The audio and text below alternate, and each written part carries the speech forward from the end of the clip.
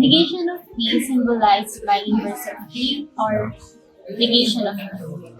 The true value of inverse of P is the opposite term or true value of P. Solution: since P is the true value, it must be false. It can also indicate the opposite, usually employing the word not. This is the symbol of negation of P. Truth value. So here I have four conditional statements and we're gonna evaluate each conditional as either true or false. So conditional statements could be true or not. And what we are going to do is we have to look at the hypothesis. So here I'm going to underline my hypothesis. And I'm going to underline my conclusion.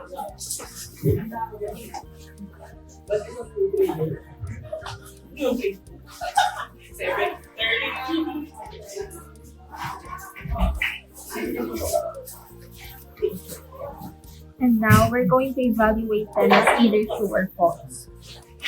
So if you have the hypothesis that is true, conclusion that is false. So let's see. If today is Monday, then tomorrow is Tuesday. So automatically, we all know that this is true. So your conclusion is true. Then now we're going to look at the second problem. Today is Monday, then tomorrow is Sunday. First statement is true, and the second statement is false. Since we all know, upon the next day to Monday is Tuesday. So if you have the hypothesis that is true and conclusion that is false, then your conditional is false. So we have true or false now.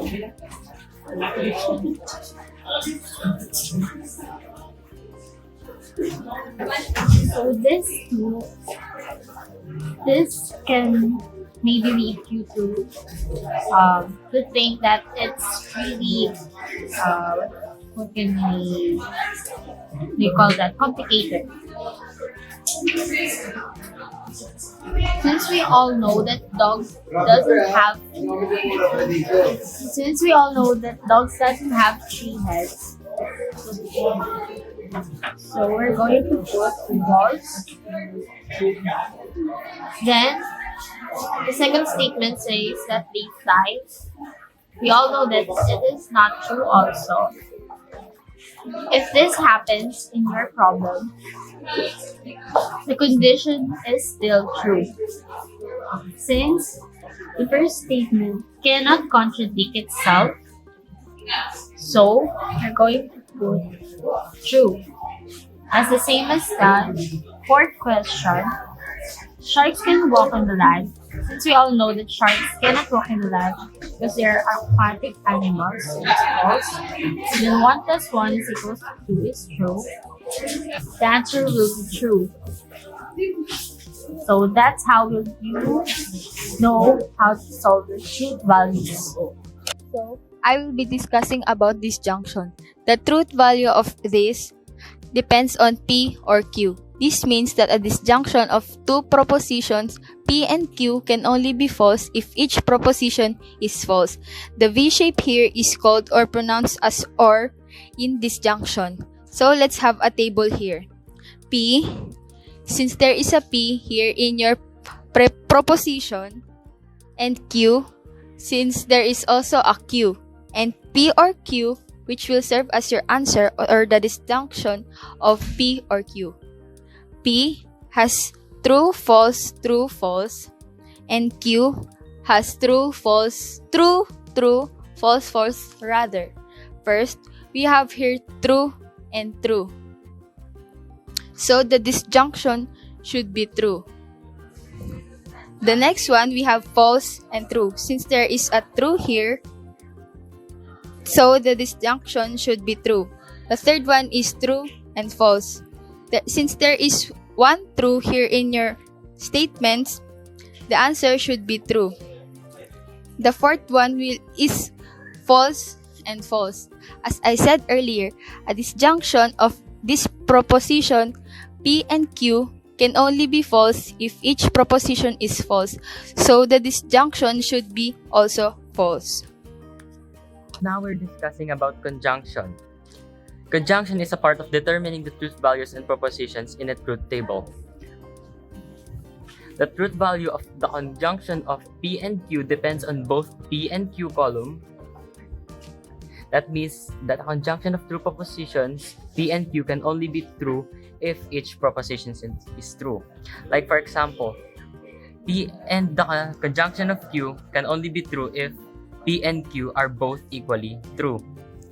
And their conjunctions will never be false if P and Q are not having the same true values. For example, if P is true and Q is true, then their conjunction is true. And if P is false and their Q is true, then their conjunction is false. And if P is true, then their Q is false, then their conjunction is also false. And if both are false, then obviously their conjunction is false. And that is conjunction in determining the truth values and propositions. The fourth part of determining the truth values and propositions in a truth table is implication. The truth value of a conditional statement can be determined using the truth values of its components, the hypothesis and the conclusion. A conditional statement may be considered false if a true premise is followed by a false conclusion. Let's say our sentence and our hypothesis is today is a Sunday, and its conclusion is the mall is closed today. We have to use if P, then Q. Let's go to the table. If our P hypothesis that today is a Sunday is true, then its conclusion the mall is closed today is also true. Then their implication, it implies that their theory of that today is Sunday and the mall is closed today is true. The second row, where the hypothesis today is a Sunday is true and the mall is closed today were false, that means the mall is open today even though it is a Sunday, then their implication is false. Then the last row, where their hypothesis today is a Sunday is false, even then the mall is closed today, that means the mall is closed today even though it is not a Sunday, then it implies that this sentence is false. And that is implication in determining the truth values and propositions in a truth table. Conditional statements are sometimes called if and then statements, where we are going to use the variable P and Q, where P is our hypothesis or premise and Q is our conclusions. The usual forms of conditional statements are if P then Q, P implies Q, P then Q, Q if P, P only if Q. So there are three forms of a conditional proposition. The first is the converse of a conditional proposition. So what is the converse? So the converse is formed by interchanging the P and the Q. So P represents the hypothesis while Q represents the conclusion. So if P then Q becomes if Q then P. Then the next is the inverse of a conditional proposition. It is formed by negating both the conclusion and the hypothesis. So if P then Q becomes if not P, then not Q.